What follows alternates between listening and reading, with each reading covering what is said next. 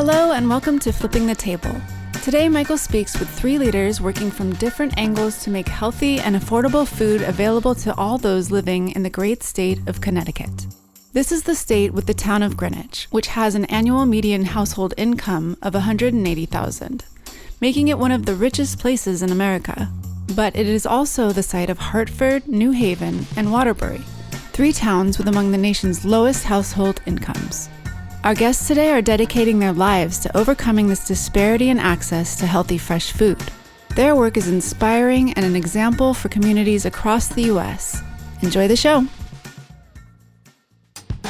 The food justice stream is probably the most important and challenging struggle in the many streams of activity that combine to form the river of what I call the good food movement.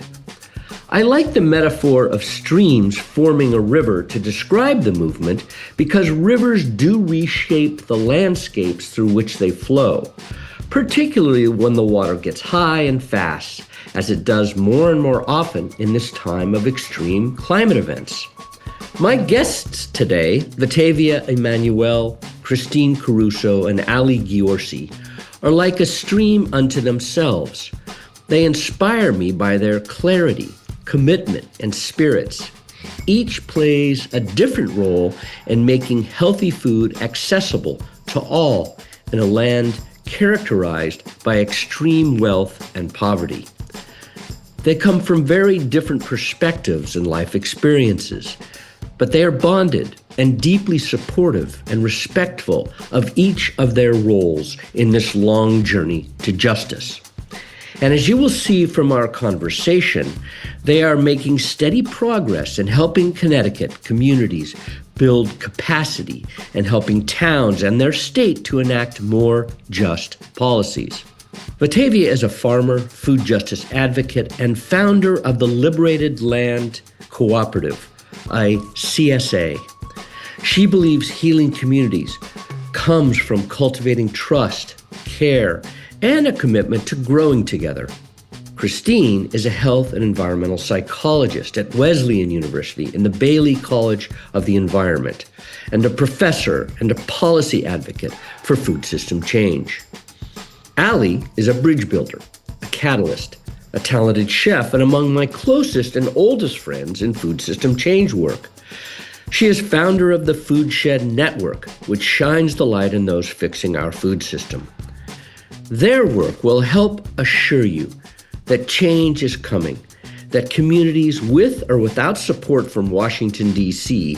will maintain the momentum to create real food justice by reshaping our cultural and political landscapes. Let's begin. Welcome, Ali, Vetiveah, Christine, thank you for being here today to talk about what's going on in Connecticut, the great state of Connecticut, about food justice. I'll just tell the crowd that we actually recorded this once before, but I hit the wrong button, so we didn't get it. So we're starting over. So anyway, we've had some practice. Why don't we begin actually with an origin story? We always like to do that. So if we could just kind of go around how did you come to the work that you're doing? So Ali, you want to start? Sure. Thank you, Michael, for inviting us to be here today. And I'm a dedicated listener to Flipping the Table, and I'm very excited for this conversation. So I came to food systems work as a young woman just out of college in 1994 through my interest in the medicinal properties of food and herbs and the healing capacity of nature. I was drawn to the connection between food, seasonality, and agricultural systems more broadly and how together they shape our lives. I went on to leverage my cooking skills as a form of social and environmental activism. And throughout my career, I established two initiatives in support of food and social justice. In the early 2000s, I served as co-founder and chef of Savory Times in Marin County, California, and most recently as the founder and executive director of the Food Shed Network, a nonprofit focused on systemic change within the industrial food system. So Food Shed helps to advance transformation within the food system by uplifting community-based initiatives. And we do that through advocacy, fostering connections, providing education, and network weaving So 30 years later, I kind of circle back to my origin story as a chef and my deep belief in food and nature as healing elements. And we're based in Lower Fairfield County, Connecticut, but our work is part of many statewide and regional initiatives and efforts, which is how I came to know Vetiveah and Christine, both of whom have been panelists at our educational events. Cool. So, Otavia, go next. Why don't you say your origin story to this work? Yes, thank you so much for the opportunity to be here. I really appreciate it. So yeah, I was a teenager when I started my career in food systems change. I grew up a picky eater. My grandpa and my dad used to try to get me to eat healthy foods, and my grandpa had a garden in his backyard, but I wasn't really into it then. So when my family started a small skincare company, we decided to only focus on herbs and botanical herbs that had healing benefits to make our skincare products. And a family friend introduced us to a farm that wasn't very far from our home. And at the time, we lived in Chicago, and I was like, "There's an urban farm in Chicago? What? This doesn't even make sense. How are you farming in the inner city?" And so we went to go visit just to see it and make connections with them. And long story short, they had a youth apprenticeship farming program, and I decided to sign up for it. And so I guess it was my very first paid job, and I thought that was really exciting to grow my own food and grow food for the community. And this urban farm, shout out to Eden Place Nature Center and Farms, they were located in a very low economic neighborhood. I mean, a real food apartheid. And at the time, I didn't know all the food justice buzzwords that we use today. And so it really broke my heart to see this community not having fresh access to food, really polluted environment, and it was affecting the school age children as well. And so Michael Howard, the founder of Eden Place, he decided to do something about this. He decided to transform his community and bring fresh food access to his community. And so he gathered the community and started this community farm, and they grew everything. And so I wanted to do something about that. My community that I lived in, we had some access to fresh foods, and I just truly thought that was unfair. So at 16, I decided to end hunger. And so I went off to college to study nutrition and learn urban agriculture and also naturopathic medicine. So really reconnecting back to our traditional food ways. And I worked into nonprofit organizations that focus on ending hunger and food access. And so I'm still doing that today. And so I've co-founded the Liberated Land Cooperative, which is a CSA farmers cooperative. And we're growing culturally relevant food for our community. And we're here in Connecticut. We're located, well, we have distribution sites throughout Connecticut, and we make up 12 BIPOC farmers. And so it's really cool to be growing food together and distributing it all across the state of Connecticut and some of Connecticut's food insecure areas like New Haven, Hartford, Waterbury, and Bridgeport. These areas have large populations of communities that just don't have fresh access to food. And so we decided to create a curated food subscription service to meet that need. And then I also founded my own garden, which is a community ran garden where we're teaching how to grow our own food. Like that's the epitome of what I do is to reconnect the community to growing their own food, using herbal medicines to heal themselves, and understanding what's going on in the political industry about our food system. So yeah, that's a little bit about me. That's great. Thank you. Christine. Hard to follow that story, but I think I just have a more simple, like I always loved food. I did grow up in a multicultural, multiracial household, and I think a lot of ways that we connected were around food and celebrating our various cultural perspectives and experiences. But I think probably, kind of getting through my public health training and working in urban communities also brought me closer to issues of food. And after leaving my public health training and beginning to work, I volunteered for an organization in New York City called Just Food, doing a lot of community engaged work around food and nutrition education, specifically around local foods and how to prepare local foods, doing cooking demos in a variety of settings just out in the community, which was really an amazing learning experience, and it helped me deepen my appreciation of the way food helps folks connect with each other and just all the ways in which we can continuously learn with and through food about each other. I went on to complete a PhD in environmental psychology, where I focused on food and have a concentration in food studies, and really began my core research around looking at the food environment in the largest public housing development in North America, trying to understand the dynamics of how people navigate various barriers in accessing food and the challenges related to that access and how they overcome them in their everyday practices. That has really informed the work that I continue to do addressing food insecurity and other environmental inequities. So excited to be here now at Wesleyan University's Bailey College of the Environment, where I specifically focus on food security and environmental justice and community engagement here across the state, and which also has helped me deepen my connection to both Ali and V. It's been a real wonderful experience. Yeah, so that's Christine, why don't you build off that? So what is it that connects the three of you? What is it? How do you guys work together? I mean, I think in my recollection, our first connections have been along the crossroads of farm to school work that link us in a variety of ways.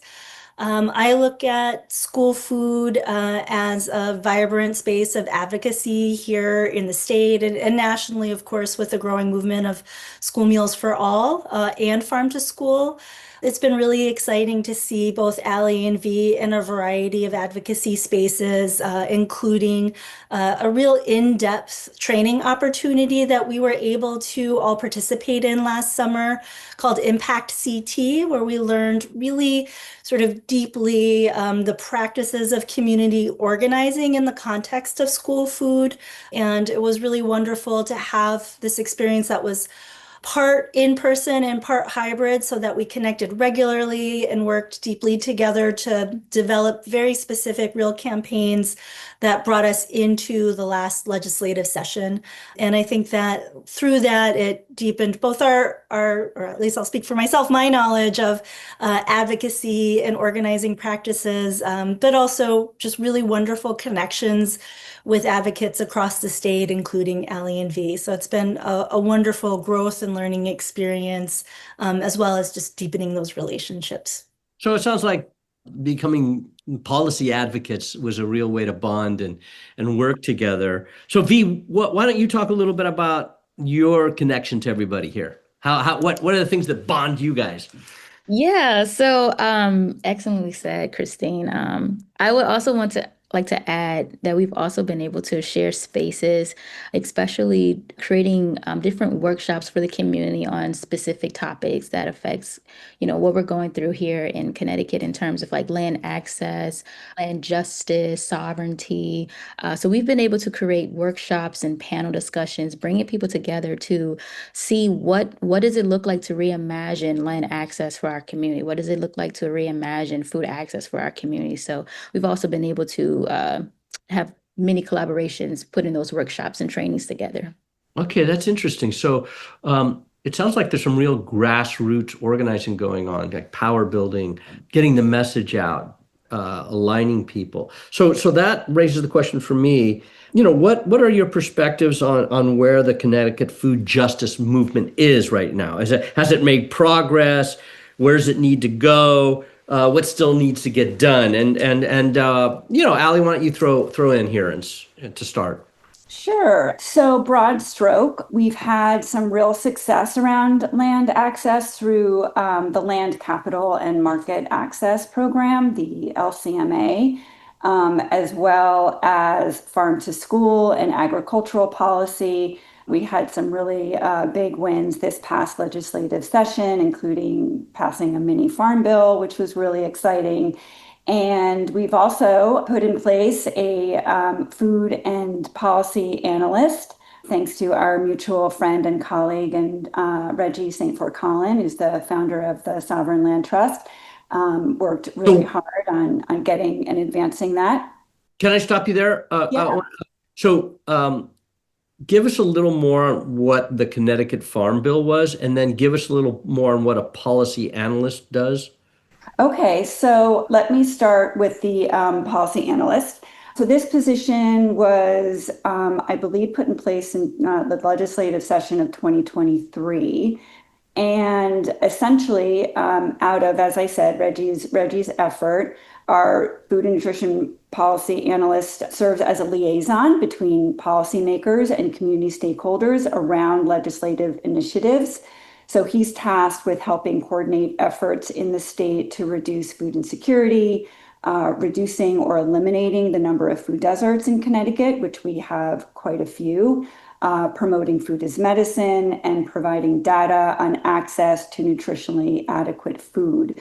So using a nonpartisan, data-driven, cross-cultural approach to policy innovation, the commission, where the analyst is housed, partners with local, state, and even national organizations to inform public policy with the goal of ensuring food security for all residents. And, I'll say that Christian DeBorg, who is the analyst, does a really phenomenal job with connecting with the community. I think all of us here have a personal relationship with him. He has come into our communities. He's engaged with stakeholders and just really not only accessible, but considered a close colleague. And so we feel like that's a huge opening. And where is that person located in the state capitol? In the building? What division of government does that person sit under? He's actually in the Commission on Women, Seniors, Children, Equity, and Opportunity. So unlike some other food policy analysts who are housed in the executive branch, ours for now lives in the commission. Well, that's actually good because you avoid when the governor changes, you might not lose that position. And then you were going to talk about the Farm Bill. The Connecticut Farm Bill. Farm Bill. What does it include? Well, I mean, in general, we actually got quite a bit out of the legislative policy. We got $10 million for a new farmland access grant program. The mini farm bill includes many things, including grants for weather-related crop losses. It also includes an increase to the Community Investment Act, which means translating 1.5 million or more funds for agricultural annually.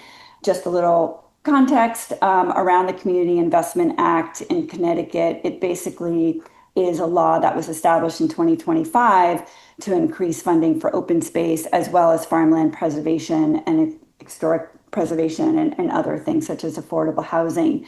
So it's actually the primary source of dedicated state funding for these purposes.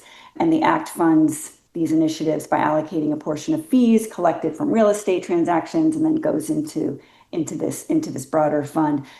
Farmland is very expensive here in Connecticut. It is very difficult to access and attain. And so anything we can do to inch towards more accessible and affordable farmland is very helpful. And then, as I said, we had a significant win for Farm to School with about $5 million going towards Farm to School, local procurement, as well as the Connecticut Growing for Connecticut Kids grant. So that's okay. So I want to get clear. So you said 10 million from the Farm Bill. And then is this an additional 5 million or is that 5 million part of that Farm Bill? From what I understand, and Christine, feel free, and Vetiveah, of course, pipe in, but from what I understand, the 5 million is in addition to the mini Farm Bill. And you're both agreeing. Okay, so it is 15 million. It's in addition to, and I will also say, I think the 10 million for new farmland access is a grant program that also lives outside of the mini Farm Bill. So you're saying now we're at 25 million because we've got 10 for the Farm Bill, 10 for the land acquisition, and 5 million for Farm to School purchasing. That's great. So that's a start. I mean, that's a start because you didn't have anything a few years ago, right? Mm-hmm, mm-hmm. We hope you're enjoying this conversation of Flipping the Table. Please subscribe to this podcast and write us a brief review and give us a rating. These help us to improve the show and to build our audience. More listeners will help grow the movement to make food and farming solutions to many environmental, health, and social problems we face. It's easy. Please subscribe, review, and rate. Now back to the conversation. So, V or Christine, why don't you add what still needs to get done? There's just still more need to gather the community, to really just come together and continue to break down the barriers to access land. As Ali already mentioned, Connecticut farmland, we have some of the most expensive farmland here. And so it'll just be amazing if, we can really gather the community to, start to grow their own food, start cooperative farms here in Connecticut, by coming together to share the upfront costs that it takes to purchase farmland here. Also, like I mentioned before, we do a lot of education around food access and utilizing herbal medicine and just reconnecting the community to these remedies. So I think like just doing a little bit more of that. There's a lot of great nonprofits here that are working towards that. So just funding their efforts. There's a lot of federal cuts that's going on right now that's preventing some of this work that they were trying to do to full capacity. We're at like half capacity right now. So it'd be really amazing if we'd be more funded so our work can be at full capacity so we can meet the needs that the community is experiencing with low access to food. So I would really like to see us get over that bridge of low access to where you can go into many towns and cities in Connecticut and you'll know where a farmer's market is located. You'll know where a local farm is located, a community garden where you can just go there and get the food that you need for your family. So I would love to see that be improved a little bit more here. Okay, so it sounds like what you're saying is that, you started by talking about getting more of the community. So it sounds like there needs to be more power building, so you get more voices, so you get more advocacy. Yes, absolutely. Because you've got that $10 million, but you've got to actually land that $10 million. So you need credible projects where the communities come together, they're throwing in some matching money perhaps, and then you're able to get these things off the ground. Did I hear you correctly there? Yes, absolutely. So more community organizers. So we need to organize the community to come together. Absolutely. And then more funding from the community for the nonprofits is the other thing I heard from what you had to say. Yeah. Yes. Okay. Christine, so what about you? What are your thoughts? Well, I applaud all of the progress that we've made, but I do want to acknowledge that we did take some steps back in terms of school meals access overall. While there is funding for farm to school, which I do think is critical in improving the quality and appeal of school meals, we lost breakfast. And one of our goals was really to maintain and strengthen that, as well as working towards school meals for all. So we're still doubling down our efforts. We recognize that school meals for all is a tide that lifts all boats. It really, again, in the face of these other federal cuts, would increase household level food security significantly. The most recent statistic I saw is that states that do have school meals for all reduce food insecurity by over 12% just through this one initiative. So I think it's critical that we continue to focus on that work and recognize that, especially, in the face of this legislation, which also presents additional barriers, the federal legislation presents additional barriers to direct certification, that kids who should have access to free school meals will be losing that access. But really, all children deserve access to school meals. And so just continuing to work on these issues. Next session is a short session, so it'll provide us with a lot of time to continue to deepen our relationships with critical stakeholders and work to educate these representatives and other key stakeholders in the incredible value that School Meals for All has for just all aspects of our community, from the kids who eat it to the families who are pressured in all sorts of ways by economic insecurities, to the staff who work so hard to prepare it. So I have a question. You've gotten 5 million for school meals so far to For buy farm local. to school. Yeah. Yeah, farm to school, farm to school. So how much money would it take? Are you guys clear on how much money it would take to have a universal meals program in Connecticut? What would it cost? Allie, do you have the numbers in front of you? Yes, I have, it's around 90 million, give or take, for breakfast and lunch. Okay, 90 million. So that's a big jump over the 5 million you've gotten. So that takes me to my next question. That would be 85 million additional dollars that you would need to get from the state of Connecticut. Now, Connecticut is one of the wealthiest places in the country because grant all those big investment bankers and folks who run Wall Street live in Greenwich, which is part of Connecticut. So the big question in my mind is, are you getting enough support from the community? Are those very wealthy, influential people aware enough? Are they rallying in your support? Because you got to get $90 million out of the state. How's that going to happen? What do you need? Who wants to start? Well, I think there's a lot of narrative shifting that needs to happen around school meals more broadly. Um, Narrative shifting. yeah, Narrative. I think there's a lot of stigma around school lunch. I think that's been proven. I think that's well known. And we have some myth busting around waste, that somehow universal meals produce waste, that somehow there are not food insecure families in need within wealthy communities such as Greenwich, and therefore why feed rich communities or why feed rich kids is sort of the sentiment. So I think there's some education that needs to happen not only with our legislators, but Michael, as you say, with the community more broadly on the value of school lunch, the role that it plays. It is the second largest safety net in our country for food security after SNAP.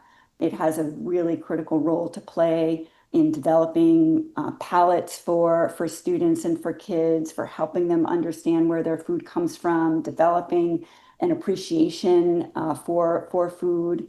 And I think a lot of that is lost in Hmm. translation. Uh-huh. So yeah, V or Christine, what do you think? I mean, do you have some additional thoughts around that?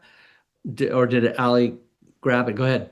I think Allie did a great job of articulating it. I just want to highlight that while Connecticut is a wealthy state, it is one of extremely high economic inequality across the state. So in high income communities like Greenwich and even in lower income communities like Hartford, which as our state capital is sort of doubly burdened by a lack of taxable space since schools and other, community resources are taxed through real estate and less than half of the real estate in our capital city is taxable given that they're public state and Institutions, yeah. municipal buildings. So thinking about the ways in which inequities impact communities across the state, I think is really critical in terms of what is going to be amplified through this last reconciliation bill and how that's going to impact economic stability for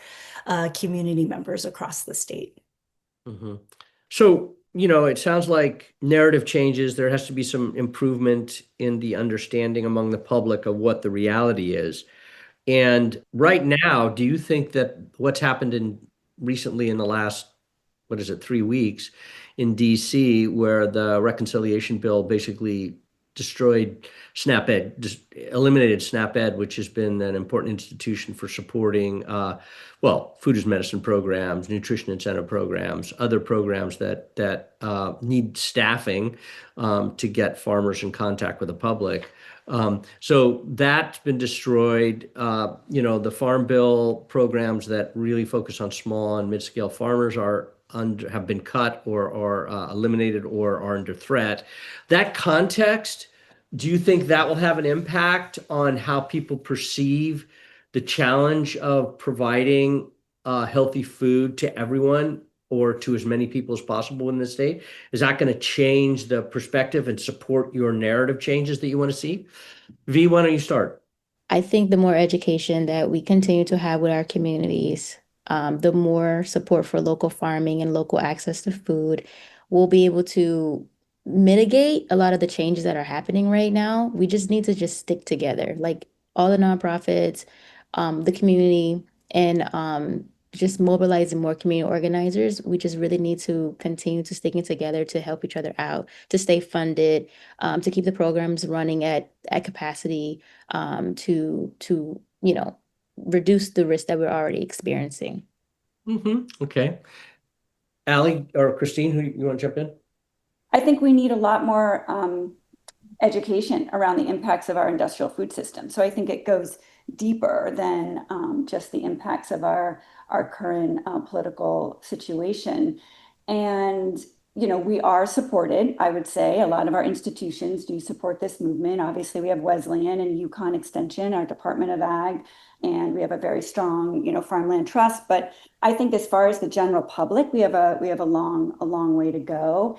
I think it's really critical in order to make these changes that people understand the historical context of the industrial food system, most critically chattel slavery and the genocide of indigenous peoples, and how that legacy continues to cause harm. I think that's really important. Our industrial system causes economic and health disparities, as Christine was alluding to. Obviously, climate change and biodiversity loss, there's immense health implications, and it's eroded our local economies that are no longer rooted in relationships, which is what Vetiveah has been speaking to. And so I think it's really critical for consumers and civil society to invest their attention and their resources in solutions that heal that harm. And change happens when diverse and unlikely allies come together, as Vetiveah was saying, and really take bold, creative, and expansive action to realize a shared vision for what's possible. And that means embracing the complexity and complex problems that tend not to have simple and easy solutions. And I would say that, the average person probably overlooks being a champion of a better food system because it is complicated and frankly, it's painful. And we here are passionate change makers and we're leaders in this space. And it's incumbent on us, I think, to invite people in to be bridge builders and to show them what a real generative and healing space this is. Well, you have to, I mean, obviously the two of you who have spoken so far have hope. You continue to have hope for the future. I'm in a mood right now about what's going on in the country. And I just feel like what's going to happen is a lot of people are going to get hungry again. A lot more people are going to get hungry. And what moves people? What actually moves people? So far, people are accepting what's going on. Mostly, I mean, you have some demonstrations here and there around things, but things aren't changing. So the question is, what's going to cause the change? Christine, you're an academic, but also an organizer and a person who's involved in advocacy. The universities are being attacked. I mean, I went to Columbia and I can't even believe the deal they did yesterday.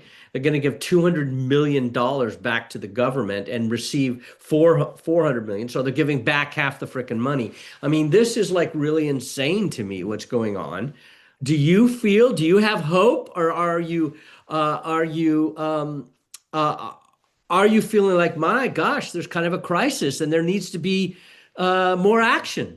All of the above. I want to say I went to Columbia also. I'm in deeply saddened by the capitulation that we've seen over and over again. And of course, this most recent Our one. Shipman was my classmate.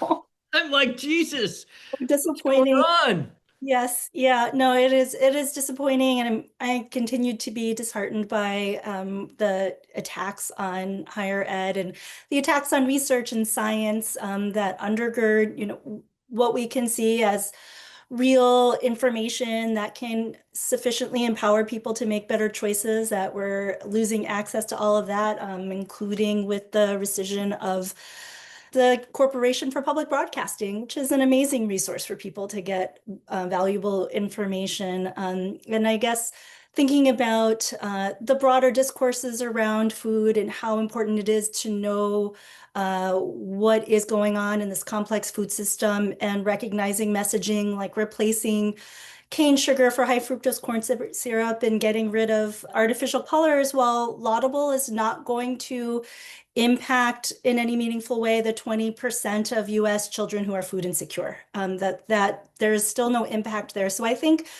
really solidifying messages, finding channels of communication, of reliable information, and really thinking about deepening our collaborations and relationships with our communities and finding ways to uplift each other's voices and deepen our knowledge, I think is really critical. So we're not distracted by a lot of the flashy messaging that's happening. And I think really just going back to what Ali is saying around narrative change, really thinking about how we're talking about the issues. When we're talking about food, we're really talking about hunger and how painful it is to be hungry or not know where your next meal is coming from or make difficult choices between paying rent and paying for groceries.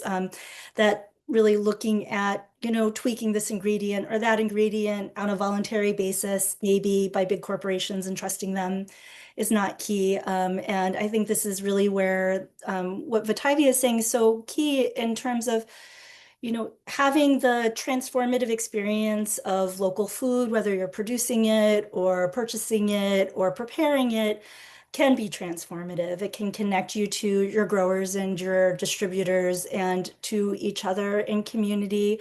If we're able to celebrate food instead of commodifying it and recognizing its value and our own value as humans in community with each other, that continues to give me hope. I find hope at the farmers market and my CSA pickup and, talking to people about their favorite recipes. I know that they can seem like small things, but sometimes revolution is baked into these small things and everyday resistances.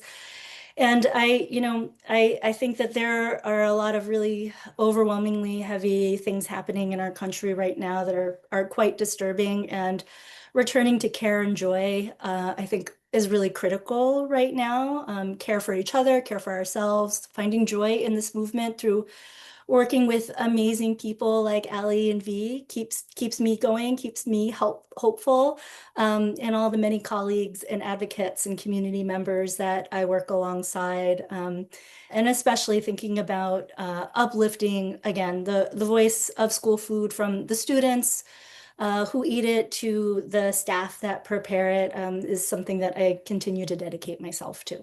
Well, what occurs to me as I think about what the three of you said today, and we're getting towards the end here, that the challenge we have in the food movement, I think a lot, trying to make the food system better, is that it is complex, as Ali mentioned, and we have a lot of lingo, as Vetiveah mentioned. We have a lot of lingo that a common person, a person who's not in the movement, doesn't understand. What we're talking about in my organization is trying to get really simple about the language, because the context is going to create more hunger, more fear, more discomfort. And as you're saying, Christine, I think this idea of responding to that crisis, that emerging crisis, or that increasing crisis, because it's already existing, but an increasing crisis, increasing challenge for us around food justice and food access, that gives an opportunity for people to create more meaningful relationships and rely on each other and rebuild the relationships that traditionally the food system had until industrialization occurred. People had connections to their community. They got their food from the community. We're going to go back to that maybe. And maybe the context will create enough energy for people to actually become more powerful in their voice, demanding changes and the right kind of investments to help regional food systems develop and urban agriculture develop and on all of that. So all the things that you guys are working on, and you had progress. The states are going to have to do more now that the Fed's backed out. That could be really good for you all in Connecticut as you continue your campaign. So in the final section here, it'd be great to hear from each of you how our listeners can find out more about your individual organizations. What can they do to support you, to learn about you, to learn from you, or to share with you what they're learning in their communities around the country? So why don't we go, actually, Christine, you want to start?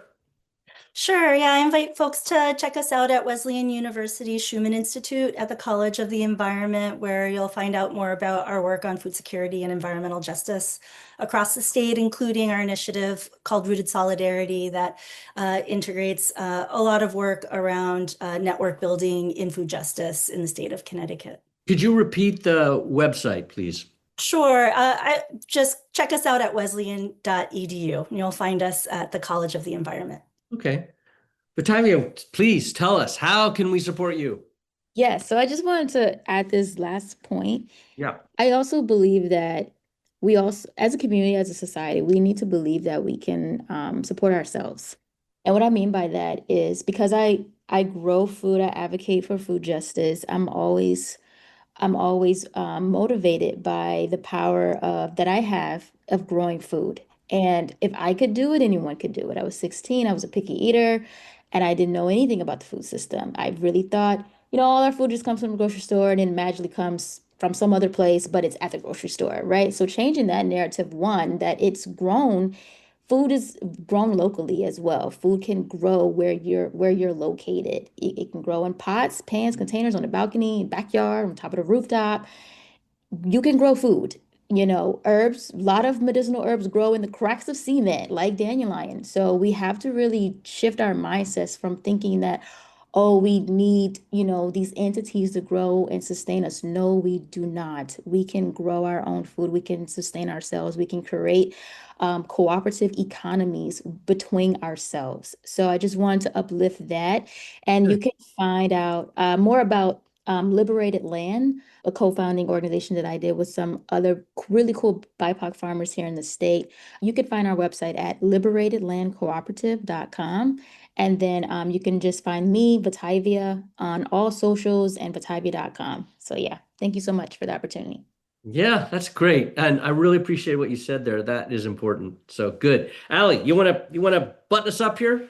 So if you're in the tri-state area, please come to a Food Shed Forum where we dive deep into these issues, and you can hear leaders like Vetiveah and Christine and many others throughout the state talk about all the amazing work that they're doing. And if not, please follow us on the Food Shed Network Instagram feed or go to our website, thefoodshednetwork.org. Yeah, and you have a good newsletter that comes out, I think, monthly that I get. That's a good thing for people to sign up for. So Christine, Vetiveah, Allie, thank you very much. I wish you all the luck in the world for your work in Connecticut, increasing food justice. You're on a roll. May it continue, and may all the things that are happening in the country awaken the public to see what they can do themselves. So thanks very much for your time. Thank you. Thank you. Thank you, Michael. We hope you enjoyed the show. Please share it with your friends and listen to our next monthly episode of Flipping the Table, hosted by Roots of Change, a program of the Public Health Institute, a nonprofit organization dedicated to building a healthier world.